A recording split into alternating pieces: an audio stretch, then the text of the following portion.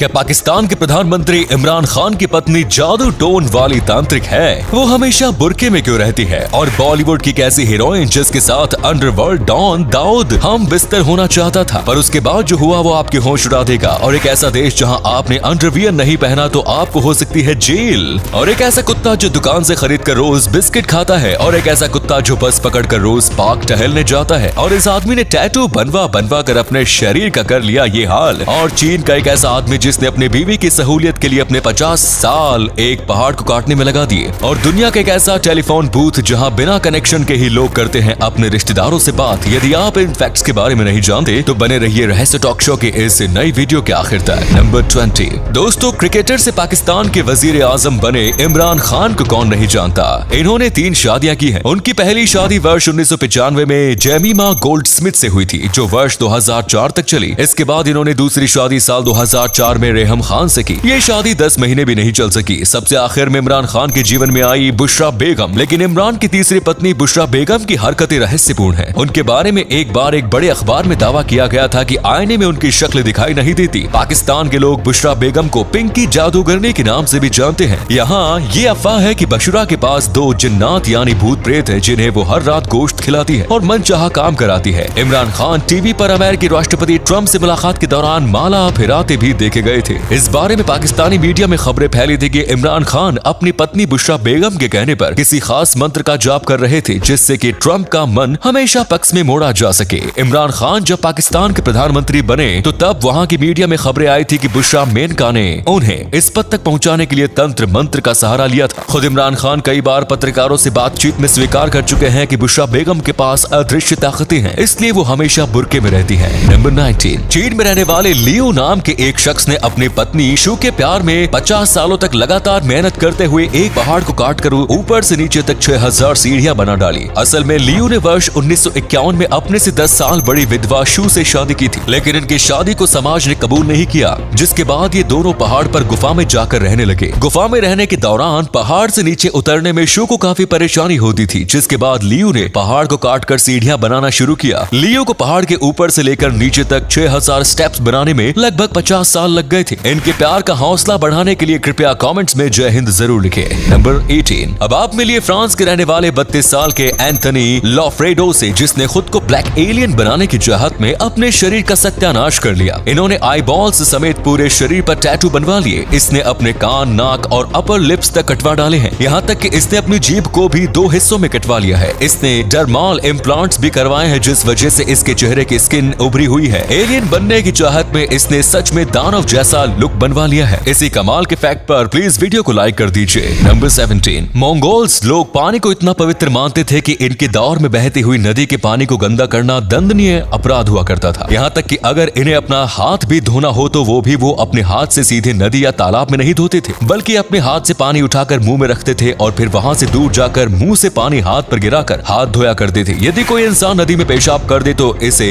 सबसे बड़ा अपराध माना जाता था। नंबर 16। कोई इंसान अंडरवियर पहने या ना पहने, ये पूरी तरह से उसकी पर्सनल चॉइस पर डिपेंड करता है। लेकिन अगर आप थाईलैंड जाते हैं तो फिर इसकी आपकी कोई पर्सनल चॉइस काम नहीं करेगी, तो फिर आपको अंडरवियर पहनना ही होगा, क्योंकि थाईलैंड के कानून के अनुसार बिना अंडरवियर पहने बाहर निकलना गैर कानूनी है और इस नियम का उल्लंघन करने वाले लोगों को गिरफ्तार भी किया जा सकता है। मेरा सवाल ये है कि ये पुलिस ये पता कैसा लगाती होगी कि किसी बंदे ने अंडरवियर पहने हैं नहीं। तो दोस्तों, इसी अमेजिंग फैक्ट पर प्लीज इस चैनल को सब्सक्राइब करके इस घंटी को जरा दबा लीजिए। नंबर 15। डॉग्स कितने अक्लमंद होते हैं, ये आप कंबोडिया के निग्रो नाम के इस डॉग की कहानी जानकर समझ सकते हो। निग्रो ने एक दिन जब देखा कि दुकान से बिस्किट खरीदने के लिए लोग पैसे दे रहे हैं, तो तब ये खुद भी अपने मुंह में सूखे पत्ते लेकर बिस्किट खरीदने आने लगा। निग्रो की इस क्यूट हरकत को देखते हुए दुकान का मालिक भी उसे पत्ते के बदले बिस्किट देने लगा और अब निग्रो हर दिन पत्ते लेकर आता है और बिस्किट लेकर चला जाता है। नंबर 14। कुछ दिन पहले ही नॉर्थ यॉर्कशायर की रहने वाली नर्स बफी बैली अपने पति के साथ एक मैदान में मेटल डिटेक्टर से आसपास के इलाके को सर्च कर रही थी। तभी एक जगह पर इन्हें मेटल की मौजूदगी का पता चला। जब उन्होंने खुदाई की तो फिर 5 इंच खुदाई करने के बाद ही ये नर्स एक झटके में करोड़पति बन गई। दरअसल इस नर्स को जमीन में 5 इंच नीचे ही 600 साल पुरानी सोने की एक बाइबल मिल गई। इस बाइबल की कीमत लगभग 9.6 करोड़ रुपए आंकी गई है। दोस्तों, अब आप इस धुंधली तस्वीर को देखिए और इस एक्टर को पहचानिए। यदि आप पहचान गए तो प्लीज कमेंट्स में इस एक्टर का नाम जरूर लिखिए। नंबर 13। जिस दिन अमेरिका में 9/11 का हमला हुआ था, उसी दिन की सुबह माइकल जैक्सन की भी ट्विन टावर्स में एक मीटिंग थी। थी, लेकिन फिर भी वो इस हादसे से बच गए। पता है क्यों? क्योंकि उस सुबह मीटिंग में वक्त पर पहुंचने के लिए उनकी नींद ही नहीं खुली। देर तक सोए रहने के कारण उन्होंने ये मीटिंग मिस कर दी और इस तरह से उनकी जान बच गई। नंबर 12। अब तक तो हम यही सुनते आए हैं कि कागज पेड़ से बनता है, लेकिन आपको जानकर हैरानी होगी कि पेड़ के अलावा हाथी के गोबर से भी कागज बनाया जा सकता है। इनफैक्ट केन्या में ऑलरेडी हाथी के गोबर से पेपर बनाए जा रहे हैं। केन्या में लगभग 20 फ्रेम्स ऐसे हैं जो हाथी के गोबर से पेपर बना रहे हैं। इससे बने पेपर भी बिल्कुल स्टैंडर्ड क्वालिटी के होते हैं। हाथी के गोबर से पेपर बनाने की प्रक्रिया ये है कि पहले गोबर को पानी से धोया जाता है और फिर जब इसमें क्लीन फाइबर्स बचता है तो तब इसे 4 घंटे तक बॉयल किया जाता है। बाकी की प्रक्रिया वैसी ही होती है जो कि लकड़ी से पेपर बनाने की होती है। नंबर 11। जापान के ओसुची शहर में एक सुनसान पहाड़ी इलाके में विंडफोन नाम का एक टेलीफोन बूथ लगा हुआ है। ये फोन लाइन किसी भी जगह से कनेक्टेड नहीं है, लेकिन इसके बावजूद लोग यहाँ हर दिन बात करने के लिए आते हैं। दरअसल इस टेलीफोन की याद में इंस्टॉल किया गया है, जो वर्ष 2011 के सुनामी में गायब हो गए थे। अपने से बिछड़े हुए इन्हीं लोगों को याद करने के लिए यहाँ लोग आते हैं और फोन उठाकर अपने दिल की बात उनसे करते हैं। नंबर 10। इंसान तो अकेले सफर करते ही है, लेकिन क्या आपने किसी कुत्ते को अकेले सफर करते हुए देखा है? इटली के मिलान शहर में एक ऐसा कुत्ता है जो हर दिन अकेले सफर करके पार्क घूमने जाता है। कासाओ नाम का यह कुत्ता हर दिन अपने घर के पास मौजूद बस स्टैंड जाता है और फिर यहाँ बस नंबर 54 के आने का इंतजार करता है। बस के आने के बाद वो खुद ही उस पर सवार हो जाता है और फिर पार्क पहुँचने पर खुद बस से उतर जाता है। कुछ घंटे पार्क में बिताने के बाद कासाओ उसी बस से वापस अपने घर लौट आता है। सच में बड़ा कमाल का कुत्ता है ये। नंबर 9। दोस्तों, आपने गायब हो चुके इंसानों को कई सालों बाद अपने घर वापस आने के बारे में सुना होगा, लेकिन क्या आपने सुना है कि कोई परिंदा भी अपने घर से जाने के कई साल बाद वापस आ गया हो? वर्ष 2014 में कैलिफोर्निया में ऐसा हुआ था। निगेल नाम का एक अफ्रीकन ग्रे पैरट वर्ष 2010 में अपने मालिक के घर से भाग गया। इसके मालिक ने निगेल को ढूंढने की बहुत कोशिश की, लेकिन वो नहीं मिला। इस घटना को लगभग 4 साल बीत गए और फिर वर्ष 2014 में ये तोता अपने मालिक के पास लौट आया। हैरानी की बात यह है कि जब निगेल लौटकर वापस आया तो तब ये स्पेनिश भाषा में बात कर रहा था। नंबर 8। हंगरी के रहने वाले सेंडोर सीएस नाम के इस शख्स ने 24 करोड़ रुपए का अपना इंश्योरेंस कराया। बीमे की शर्त के मुताबिक मरने के बाद तो उसके घर वालों को ये पैसे मिलते ही, साथ ही अगर वो परमानेंटली डिसेबल हो जाए तो उसे ये पैसे जिंदा रहने पर भी मिल सकते थे। पैसे के लालच में ये इंसान इतना डूब गया कि इसने खुद को परमानेंटली डिसेबल बनाने का फैसला किया और फिर एक दिन जानबूझकर ट्रेन के सामने कूदकर इसने अपने दोनों हाथ और दोनों पैर कटवा लिए। घटना के बाद ये व्हील चेयर पर आ गया और फिर इसने इंश्योरेंस कंपनी से पैसे की मांग की, लेकिन जब इंश्योरेंस कंपनी ने जांच शुरू की तो पता चला कि इस बंदे ने इंश्योरेंस की रकम हासिल करने के लिए जानबूझकर अपना एक्सीडेंट कराया था। मामला कोर्ट में पहुंच गया, जिसके बाद इसे 2 साल की जेल की सजा सुनाई गई और 4,71,000 रुपए का जुर्माना भी लगाया गया।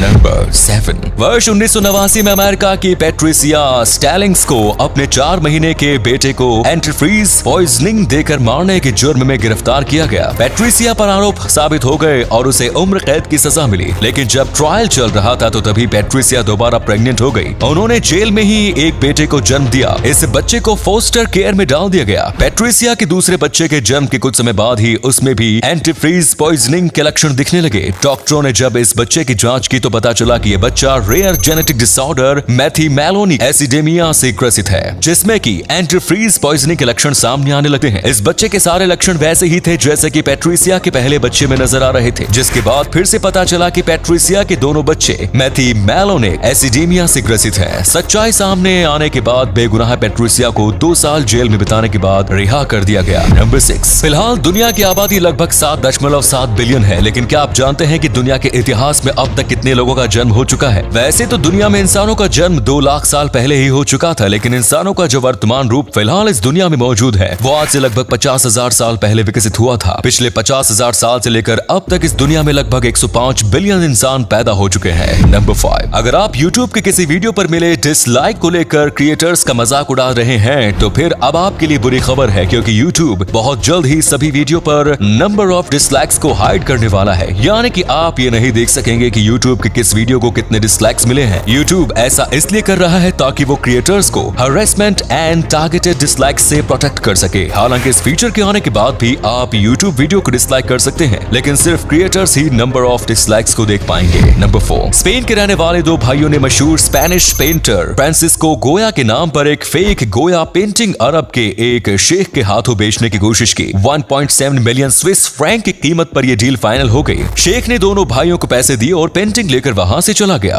फेक पेंटिंग से करोड़ों रुपए हासिल करके इन्हें लगा कि इन्होंने शेख को चूना लगा दिया, लेकिन असल में चूना तो इन्हें लग गया, क्योंकि शेख ने इन्हें जो पैसे दिए थे वो ओरिजिनल नोट नहीं बल्कि फोटोकॉपी किए हुए नोट थे। मजे की बात तो यह है कि इन दोनों भाइयों ने वर्ष 2003 में उस पेंटिंग को ओरिजिनल समझकर ही खरीदा था, लेकिन जब इन्हें चूना लग गया तब इन्होंने दूसरों को चूना लगाने की कोशिश कर डाली। अनफॉर्चुनेटली दूसरी बार भी इन्हें ही चूना लगा। नंबर 3, हिंदी सिनेमा की कई अभिनेत्रियां अपनी खूबसूरती की वजह से मशहूर हुई। इसी कड़ी में हम बात करेंगे वीराना फिल्म की खूबसूरत एक्ट्रेस जैस्मिन की। इस फिल्म में जैस्मिन इकलौती ऐसी चुड़ैल थी जिससे लोग डरे तो कम लेकिन इनकी खूबसूरती का घायल जरूर हो गए। लेकिन वीराना के बाद बॉलीवुड भी जैस्मिन से वीराना हो गया। कहा जाता है कि अंडरवर्ल्ड डॉन दाऊद जैस्मिन की खूबसूरती पर फिदा हो गया था। जैस्मिन के पास रोजाना अंडरवर्ल्ड से फोन आने लगे। दाऊद जैस्मिन के साथ हम बिस्तर होने का दबाव बनाने लगा, लेकिन जैस्मिन अंडरवर्ल्ड डॉन से इस हद तक परेशान हो गई थी कि उन्होंने हमेशा के लिए भारत छोड़ दिया और गुमनाम हो गई। आज भी जैस्मिन की कोई खबर नहीं है। कुछ लोग कहते हैं कि वो शादी करके विदेश में रह रही है, तो कुछ का मानना है कि वो अब इस दुनिया में ही नहीं है। उनका कोई सोशल मीडिया अकाउंट भी नहीं है, यानी जैस्मिन के बारे में किसी के पास भी कोई पुख्ता जानकारी नहीं है। नंबर 2, फिल्म टाइटैनिक का वो आइकॉनिक सीन तो आपको याद ही होगा जिसमें जैक रोज का स्केच बनाता है। आपको जानकर हैरानी होगी कि इस सीन में एक्चुअल में रोज का स्केच जैक यानी एक्टर लियोनार्डो डिकैप्रियो ने नहीं बल्कि फिल्म के डायरेक्टर जेम्स कैमरून ने बनाया था। इनफैक्ट फिल्म में स्केच बनाते समय जो हाथ नजर आता है वो भी जेम्स कैमरून का ही था और जैक की डायरी में जितने भी पिक्चर्स बनी हुई थी वो भी सारी की सारी जेम्स कैमरून ने ही बनाई थी। नंबर 1, बड़े गाजर को छोटे टुकड़ों में काट कर बेचे जाने वाले बेबी कैरेट्स के बारे में तो आप जानते ही होंगे, लेकिन क्या आप जानते हैं कि बेबी कैरेट्स का आविष्कार कैसे हुआ था? इसका आविष्कार 1980 के दशक में कैलिफोर्निया के एक किसान ने किया था। ये किसान अपने खेत में उगने वाले वैसे गाजरों को फेंक देता था जो दिखने में बदसूरत होते थे। फिर एक दिन इसे ख्याल आया कि क्यों ना इन बदसूरत गाजरों को काटकर खूबसूरत बनाकर बेचा जाए। इनका ये आइडिया काम कर गया और बदसूरत गाजरों को काटकर बेचे जाने वाली यही गाजर बेबी कैरेट्स के रूप में पूरी दुनिया में मशहूर हो गई। तो ये थे कुछ अमेजिंग फैक्ट। वीडियो को शेयर जरूर कीजिए ताकि आपके दोस्तों जानने वाले भी जान सके कि आप कितने नॉलेजेबल वीडियोस देखते हैं।